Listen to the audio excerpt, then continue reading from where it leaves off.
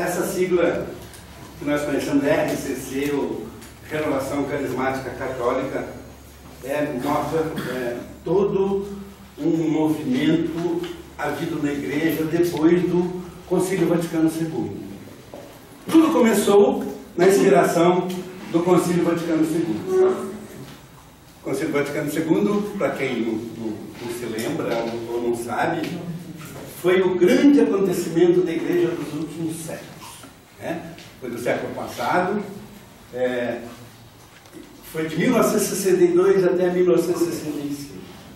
E olhem a força do Espírito Santo, o próprio carisma do Espírito Santo na voz da Igreja, na voz autorizada da Igreja.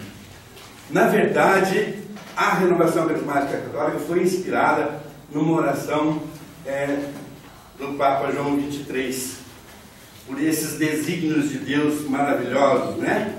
João XXIII foi escolhido Papa e demorou para aquela fumacinha branca, né, aparecer, e o Habemus Papam.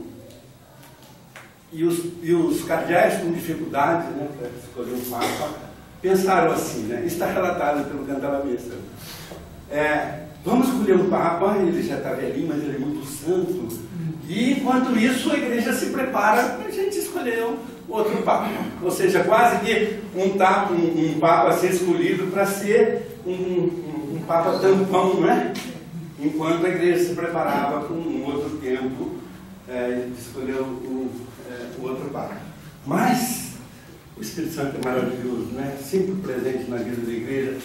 Quis o Espírito de Deus que esse Papa fosse o Papa mais revolucionário da Igreja dos últimos anos. Ele transformou a Igreja. Vocês, a maioria de vocês mais jovens, não se lembram, né? A gente se lembra muito bem como a Igreja era morna, né? A gente ia na igreja, o padre rezava a missa de costa para a gente, né? O povo, tudo em latim, o povo não entendia nada, tudo um pouco mais simples, né?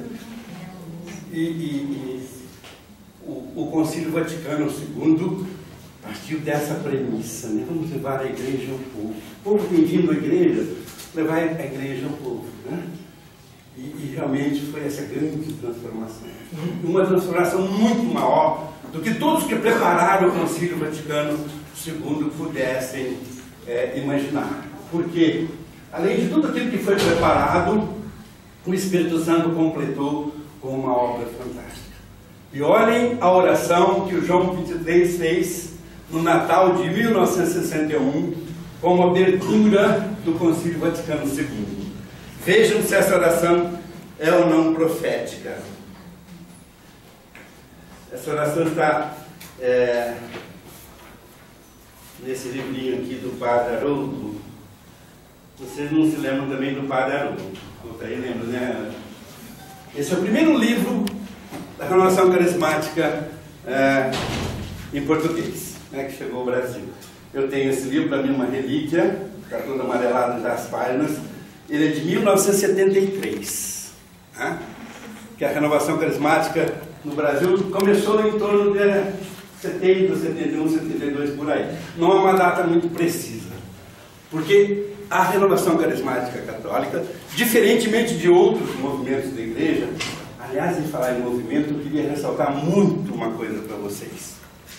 É preciso a gente falar para os nossos sacerdotes, né, para os nossos líderes católicos, que a Renovação Carismática não é movimento. Ela não tem característica de movimento. Ela não tem um propósito de movimento, né? Como, por exemplo, o movimento Segue-me, que é para os jovens, né? Enquanto casais, a Renovação Carismática Católica é uma renovação de toda a Igreja. Toda a Igreja se renovar. E os teólogos da renovação, principalmente, né, o Cantalamessa, que é o grande teólogo da renovação, é o pregador de retiro do Santo Padre. Não sei se desse Papa ainda vai ser, mas ele foi o pregador de retiro do João Paulo II e de Bento XVI, né? Raniero Cantalamessa. Os livros mais lindos sobre essa renovação que o Espírito Santo faz na igreja são escritos por ele. E uma vez eu me lembro falando com o Dom Ávila, preparei, o Dom Ávila pediu para a gente fazer umas pregações lá na Rua da Paz, e eu baseei tudo em Cantalamessa. E o Dom Ávila, muito sábio, muito culto, quando ele viu o meu esquema assim, ele falou assim: isso aqui está em Cantalamessa, não está? Exatamente, foi só ver assim, é uma sã doutrina. Essa aqui eu assino de olho fechado. Né? Então, é uma pessoa muito autorizada. E o Cantalamessa fala isso, que nós estamos apenas engatinhando na renovação da igreja. Isso que nós vemos de maravilhas, isso é importante também, entender que a renovação não é uma coisa nova, não é uma inovação, né? Que vem revolucionar. Não é nada disso, ao contrário. A renovação é um retorno da igreja aos seus primeiros tempos. Dá para entender isso? É um retorno da igreja aos seus primeiros tempos, exatamente como Jesus queria que a sua igreja fosse. Uma igreja cheia de carismas. E a característica principal da renovação carismática é exatamente esta, né? Eu vou ler a oração do Papa João XXIII. Papa João XXIII mesmo. Olha a oração que ele fez. Está aqui. Eu marquei ontem.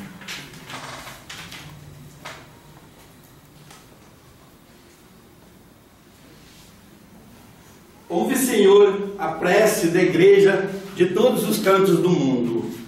Renova em nossos dias as tuas maravilhas, teus milagres e prodígios, como por um novo Pentecostes. Olha.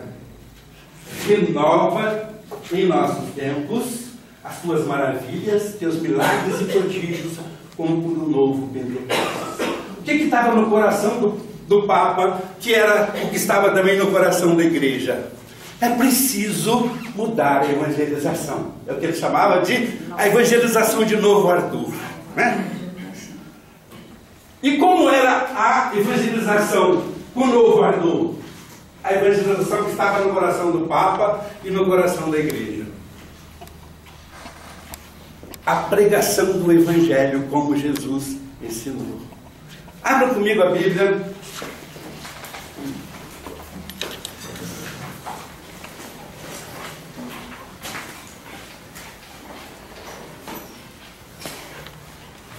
No Evangelho de Marcos, último capítulo de Marcos. O Vicente gosta que eu fale a página, né? Porque ele demora muito tempo. 1344. 1344. Marcos capítulo 16. Versículo 15. Acharam? Isso mesmo? Capítulo 16 de São Marcos, versículo 15 em diante, até o finalzinho. Olha só. E disse Jesus, né? E disse-lhes: ide por todo o mundo, pregai o Evangelho a toda criatura. Quem crer e for batizado será salvo. Mas quem não crê... Não acharam? Desculpe.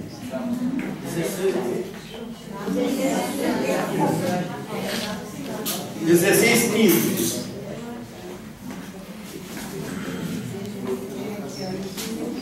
E disse-lhes: ide por todo o mundo, pregai o Evangelho a toda criatura. Quem crer e for batizado será salvo, mas quem não crer será condenado. Estes milagres acompanharão os que crerem: expulsarão os demônios em meu nome, falarão novas línguas, manusearão serpentes, se beberem algum veneno mortal, não lhes fará mal. Imporão as mãos aos enfermos e eles ficarão curados. Então Jesus ligou os carismas do Espírito Santo à pregação do Evangelho, como ele próprio fazia, né? Como ele próprio fazia. Daí muitos crerem em Jesus, porque não só o que ele ensinava entrava nos corações, mas as pessoas ficavam maravilhadas que aquilo era seguido de milagres e prodígios que Jesus fazia. E assim a igreja se expandiu. E isso aconteceu na igreja primitiva. Vocês veem os Atos dos Apóstolos. Os Atos dos Apóstolos é uma evangelização, né? Jesus seguindo o que os apóstolos seguindo o que Jesus determinou, e as maravilhas, as curas, as transformações profundas acontecendo. Então, o Cantar da Besta fala isso, que a renovação carismática é um cumprimento de uma oração profética do Papa João 23. E como é que a renovação se expandiu, não é? Isso que ele orou, e o Concílio Vaticano II, pela primeira vez, né, ao falar do apostolado dos leigos, falou dos carismas no povo de Deus. Os carismas, Deus dá os carismas ao povo, e esses carismas se inserem na vida da igreja para uma profunda transformação. Então preste atenção. A renovação carismática católica, todos os autores, né, da renovação falam isso, ela emergiu do povo. O Concílio Vaticano II deu as grandes dicas, houve a oração do João 23, o capítulo próprio, né, que fala da vida dos leigos na igreja, falava dos carismas do Espírito, falava das grandes transformações, mas ficou aí. O resto ficou por obra do Espírito Santo. Aí começou a pulular em diversas partes do mundo. Um dos primeiros lugares onde a renovação começou a surgir foi na Universidade de Notre Dame, nos Estados Unidos. Eles estudaram a fundo os documentos do Concílio Vaticano II e disseram: por que está tudo isso, todo esse contexto, e entre nós não acontecem os carismas do Espírito? Por que nós não oramos em línguas? Por que entre nós não há profecia? Por que entre nós não há curas? E aqueles próprios estudantes da Universidade de Notre Dame se reuniram em oração e começaram a pedir ao Espírito Santo que lhes desse os carismas necessários para eles evangelizarem a igreja dos Estados Unidos, principalmente entre eles a igreja ali presente na universidade. E aí os carismas começaram a acontecer. Eles começaram a orar em línguas, né? Pediam a Jesus o poder e pediam cura, as curas aconteciam. Isso foi acontecendo em diversos lugares, né? Em torno de 71, 72. Mas essa renovação dos carismas, né, entre o povo já existia nas igrejas pentecostais evangélicas. Há um livro sobre cura, até deve lembrar dele, chama A Luz que Cura, de Agnes Sanford. Esse livro é de 1967. Ela já relatava as maravilhosas curas que Jesus fazia, né? Depois veio o padre McNutt, que era católico, em 74, um ano depois desse livro do padre Haroldo, ele fez um livro, Jesus que Cura. E assim foi se disseminando na igreja, através de literatura, de aperfeiçoamento do povo, esse uso dos carismas que foram se difundindo. Agora, é preciso também falar uma coisa muito importante. Isso não cresceu assim tão estrondosamente, não. Houve muita resistência. E uma vez, conversando com o Dom Ávila, porque eu fui coordenador da renovação carismática aqui em Brasília, depois do Mansur, logo no começo também, em torno disso aí, 75, eu recebi meu batismo do Espírito Santo, né? Foi a transformação da minha vida. Eu estava fora da igreja, meti o pau na igreja. Eu lembro direitinho que eu estava no primeiro ano de direito. Nossa, gente, eu fiz um discurso no centro acadêmico, eu meti o pau na igreja, nos padres. Até hoje me dá uma dor profunda da ignorância que eu vivia naquela época. quando Jesus me chamou para uma profunda experiência do Espírito. Por isso que eu digo que eu não vou separar os temas, porque as coisas estão ligadas, né? Foi um seminário de vida no Espírito. Naquela época não chamava seminário de vida no Espírito, chamava experiência de oração, né, do Espírito Santo. Interessante que esse livro do Padre Haroldo, eu estava olhando ontem, ele dá 3 esquemas de experiência. Um esquema de um dia, um esquema de 2 dias, um esquema de 3 dias. E foi numa experiência de oração dessa, que eu não conhecia nada, e fui levado pelo Monsenhor Mauro. Até me permitam dar assim, um testemunho pessoal rápido, como Deus faz maravilhas na vida da gente, né? O Monsenhor Mauro foi meu professor na Faculdade de Direito. Ele era professor de cultura religiosa, né? E numa das primeiras aulas dele, ele pegou a Bíblia e leu uma passagem de Paulo assim, na versão daquela Bíblia que estava na mão dele. Sofro tribulações na alegria do meu Senhor.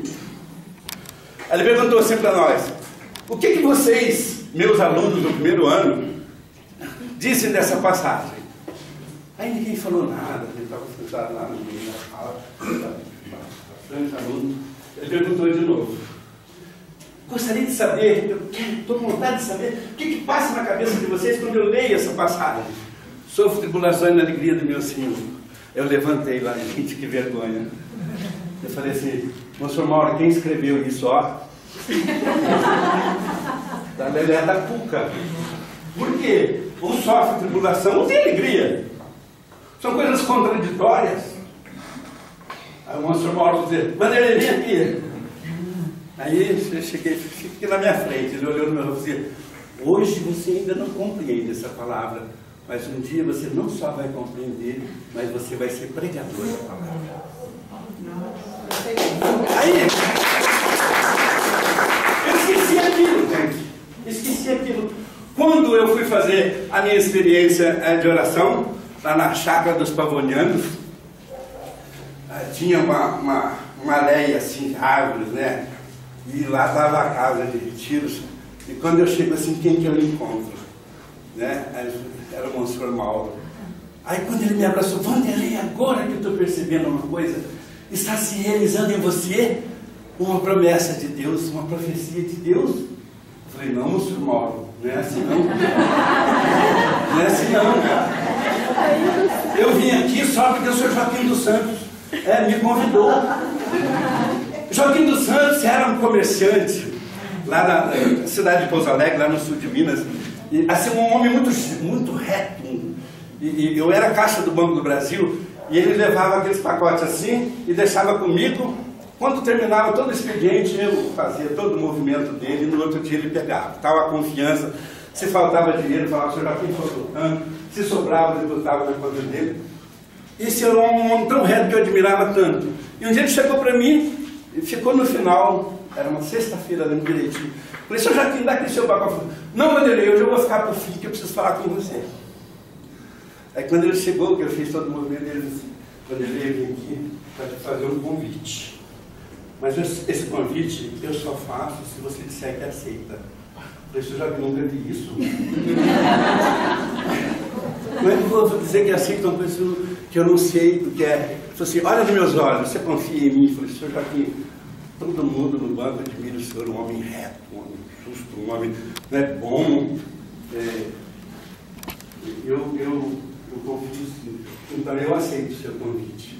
Ele falou assim: você vai passar uma sexta-feira à noite, um sábado, um domingo, com Jesus Cristo. Eu falei: o quê?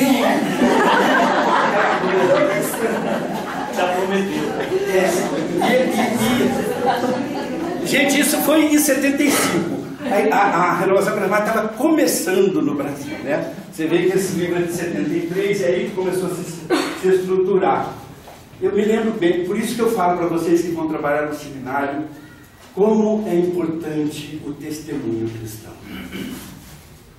O Papa Francisco, nossa, eu tenho certeza que essa igreja vai ser outra com o Papa Francisco. Ele está falando que os cristãos precisam de alegria. Precisa ser refletido no rosto do cristão a alegria do Cristo. Porque o reino de Deus se expande, não é com discurso, não é com palavra. O reino de Deus se expande com testemunho. Foi assim a igreja dos primeiros tempos, né? Essa igreja que a renovação está voltando, né? As primícias da igreja, para que aquilo que acontecia na igreja primitiva acontecesse hoje, né? Um padre falou assim para mim, quando ele está escrito lá na Bíblia, que o Pedro fez um discurso e converteu 3.000 pessoas. Hoje eu faço 3.000 discursos e não converto ninguém.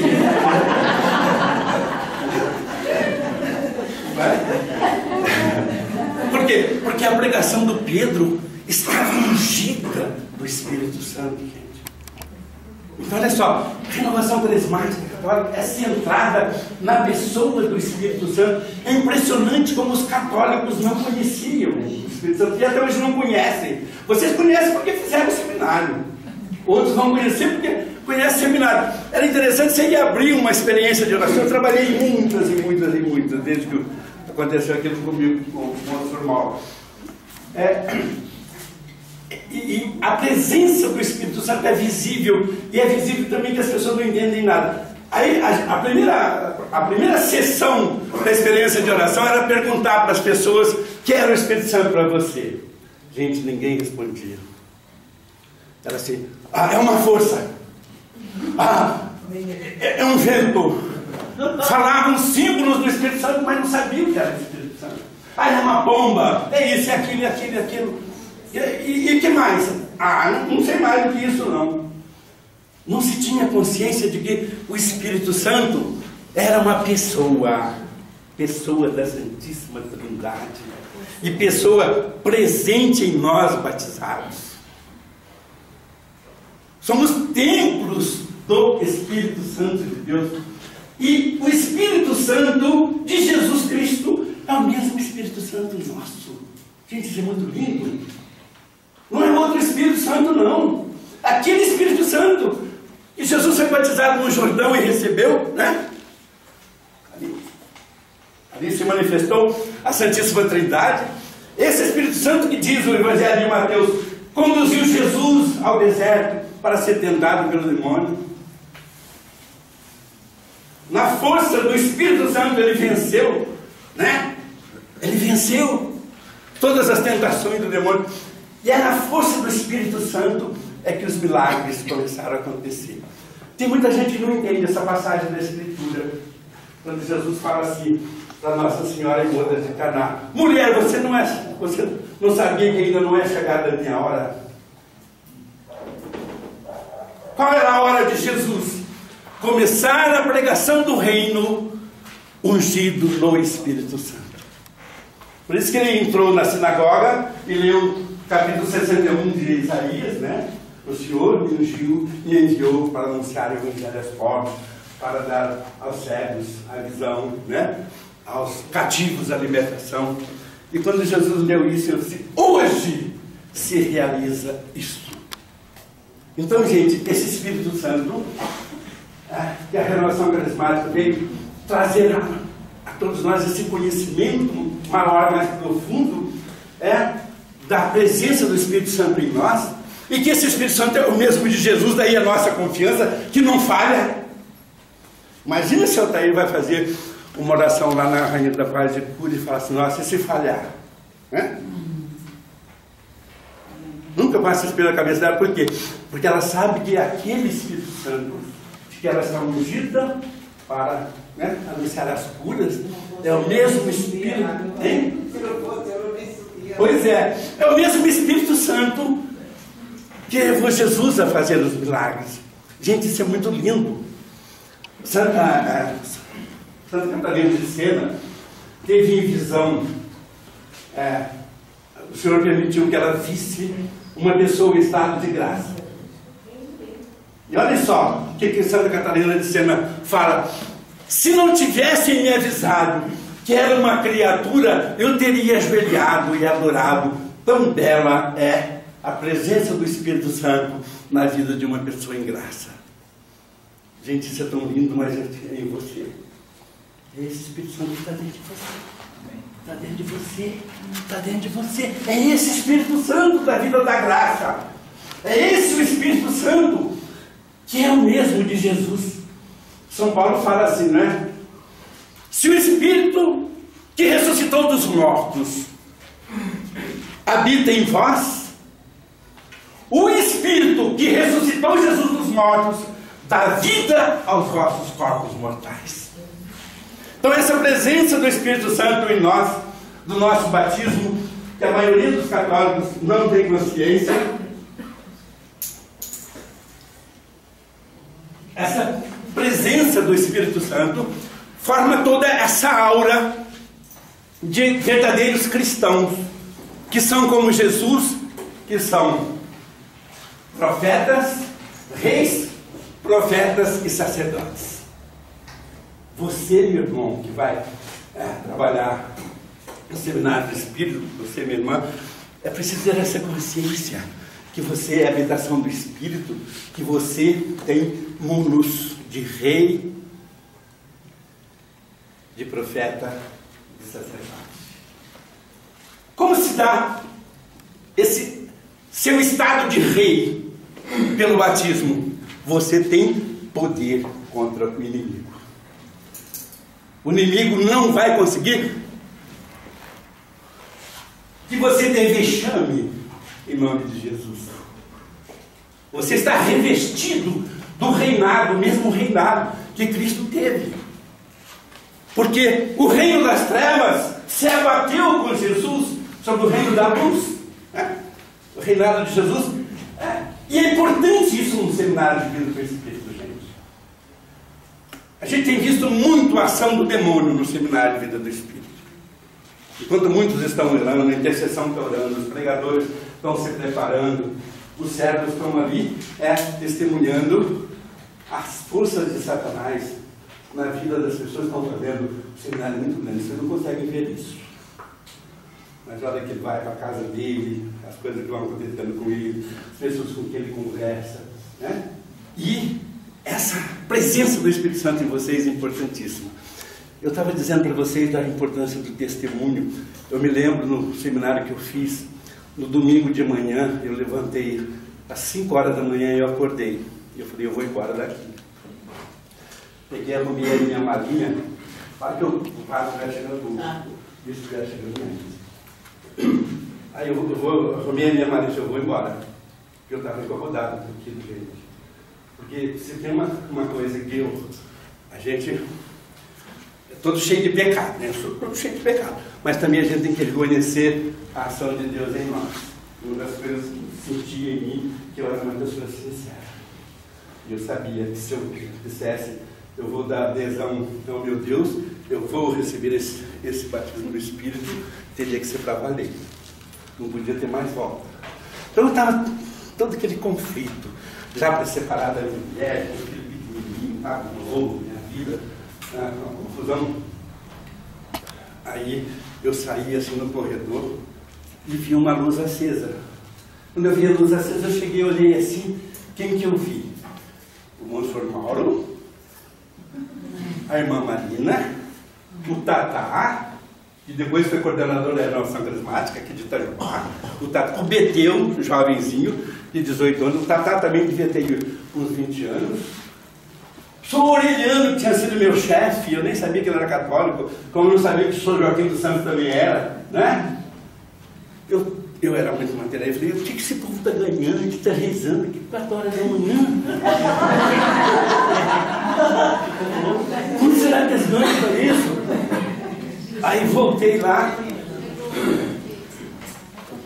fui lá e vi aquelas pessoas, o meu raciocínio materialista da época, o que eles estão ganhando com isso? Mas ao mesmo tempo, gente, aquilo me impressionou.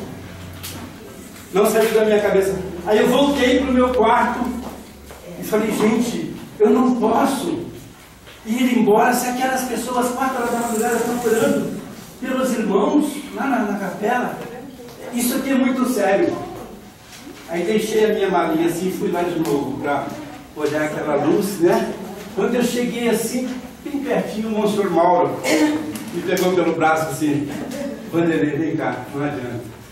Não vai lutar com Deus, não. Deus precisa de você. Deus precisa de você. vem cá, nós vamos orar para você receber o Espírito Santo. Eu falei, não, Monsenhor Mauro, não faz isso não. Monsenhor Mauro, eu estou cheio de pecado. Meu Deus, a minha vida é uma bagunça. Eu falei assim, vamos fazer assim, vamos lá no cantinho da capela, você conta os seus pecados para mim. Monsenhor Mauro, não vou lembrar de tudo. Vamos lá. Aí fui por aí lá no cantinho, coloquei tudo que estava para fora. Eu disse, Vanderlei, Jesus já te perdoa totalmente. E tudo que você falou e o que você não falou também. Esse sacramento foi total. Tua vida está branca como a neve. Desse jeito que ele falou. Falou, Vanderlei, não fique olhando o montinho dos seus pecados, não. Olha a montanha imensa da misericórdia de Deus. Nunca mais assisti. Bem, gente, então eu estou contando esse testemunho para vocês, porque é importante quem trabalha no seminário ter essa consciência de que ele é um servo que as ovelhas estão observando. Não é? Se não fosse o testemunho daquelas pessoas orando na capela às 4 horas da manhã, eu teria ido embora mesmo. Foi o que me segurou ali. Quer dizer, todas aquelas palestras que eu vi, claro, aquilo foi ficando no coração, está até aqui hoje, mas tenho consciência que não teriam mudado. O que mudou realmente foi eu ver aquelas pessoas amando Jesus dessa forma, de estar 4 horas da manhã orando pelas pessoas, assim como oraram por mim. E depois da minha confissão com o Monsenhor Mauro lá no cantinho da capela, eu voltei, eles oraram por mim, e quando eles oraram eu fiquei de 10 a 15 minutos só chorando. Parecia uma criança, e de lágrima caindo mesmo. O Monsenhor Mauro me falou, Vanderlei, nessas lágrimas, o Senhor está te lavando de tudo que você tem. O Senhor está fazendo de você uma nova criatura mesmo, né? Então, isso é tão importante na minha vida, e não é só para mim, que a gente quando dá esse testemunho, não é porque aquilo que é maravilhoso, não é porque eu sou bom, não é nada disso, né? É porque o Senhor é grande, Ele faz em nós grandes coisas, né? Como Nossa Senhora orou. E isso Ele quer fazer nas pessoas que vão ser ovelhas de vocês do seminário, mas vão fazer através da manifestação de amor que vocês tiverem com Ele. É inconcebível para mim, uma ovelha chama lá, falando, vem cá, será que você podia fazer assim um favor para mim? Rezar o marido, não, peraí, daqui a pouco eu falo com você. E vai embora, não dá mais satisfação. Gente, isso aí pode dar um rombo na vida da pessoa que a gente não imagina. Às vezes uma coisinha que você faz, você acha que está dando uma escapadinha, que mais pode comprometer a obra de Deus. Então é muito importante.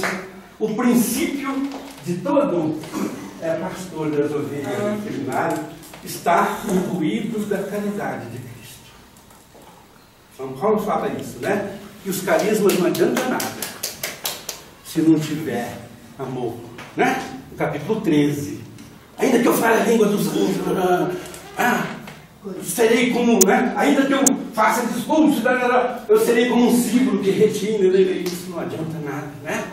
Porque o amor constrói. É por isso que o testemunho ele é mais importante do que a palavra. A palavra é importante sim. É dela que vem, né, a conversão, né? São Paulo fala bem claro isso. Mas no testemunho da caridade, que é o vínculo da perfeição, né?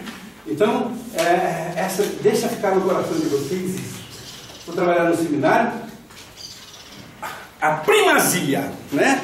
A prioridade do meu trabalho é um grande amor às pessoas que Deus colocar no meu caminho, na minha presença no seminário.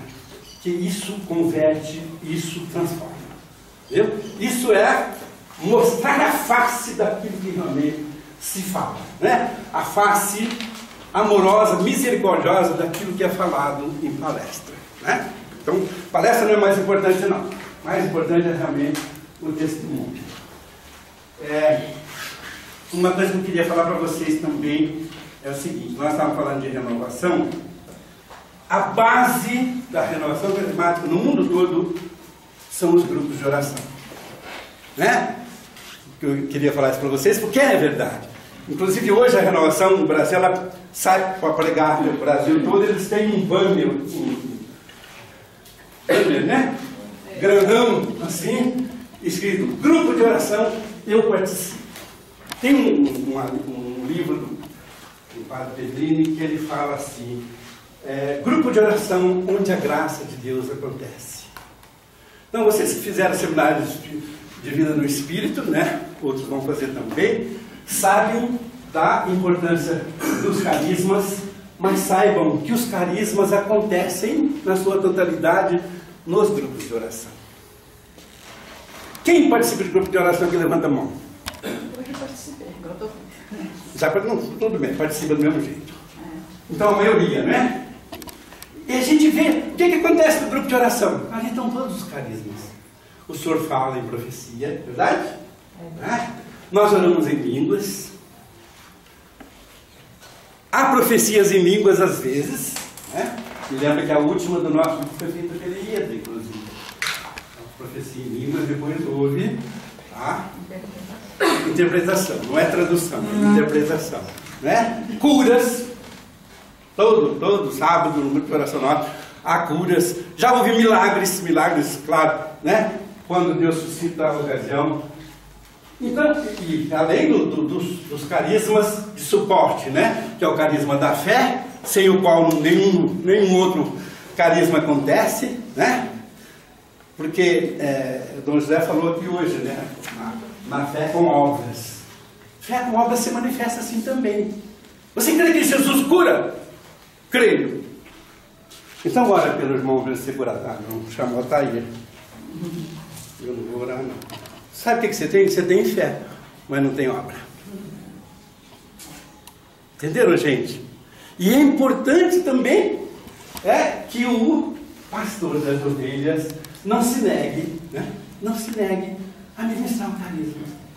Deixa o resultado por conta de Deus, né?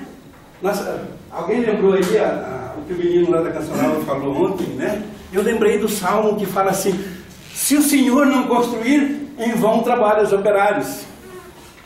Não adianta você levantar de manhã, rezar não sei quantas, mas 1000 Ave Maria, 5000 Ave Maria, 5000 Pai Nossos, né? Isso não vai adiantar nada se você não manifestar a sua fé em obras, na caridade ao irmão.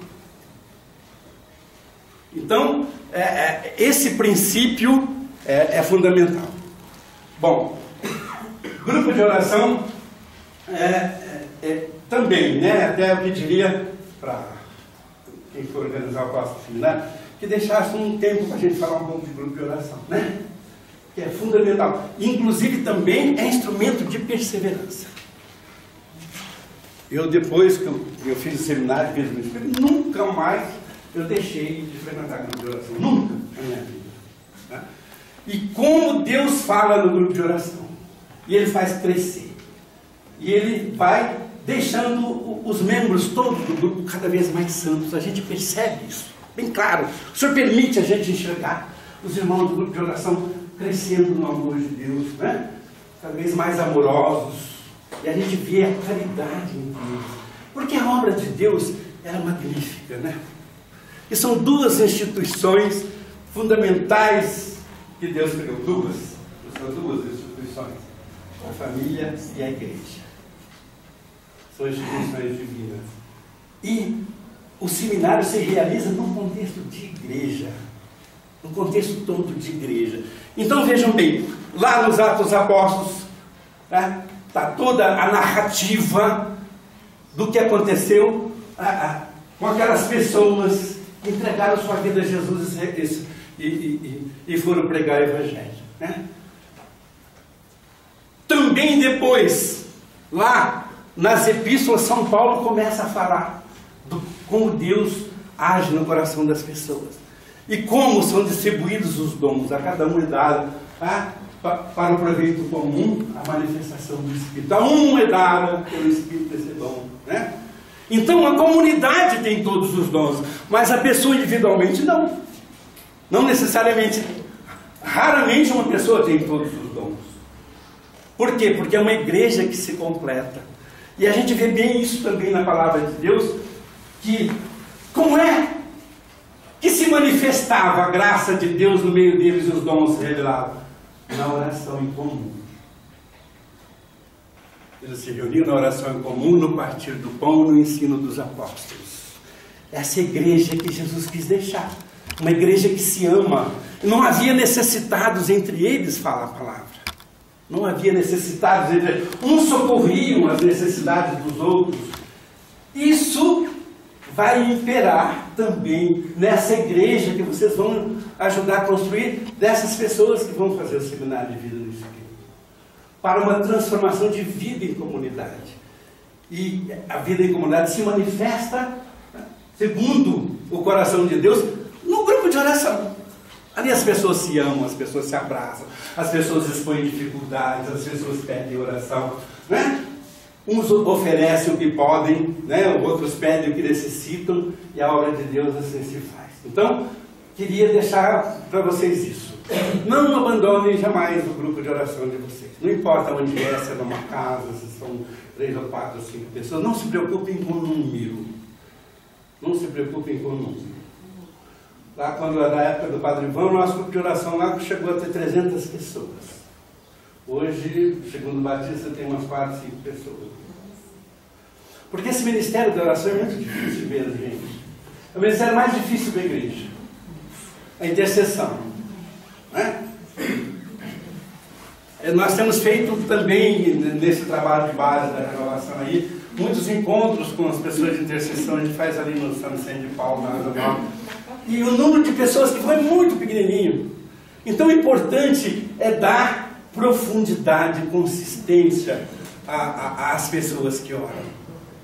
E vocês se sentirem privilegiados por serem chamados pelo Senhor a interceder pelos irmãos. Eu gosto muito de citar o exemplo de Moisés. Moisés subiu o Monte Sinai e ficou 40 dias, 40 noites com o Senhor. Verdade? Vocês sabem isso, né? Quando Moisés, depois de estar com o Senhor 40 dias e 40 noites, contempla o povo de Israel, o que ele vê?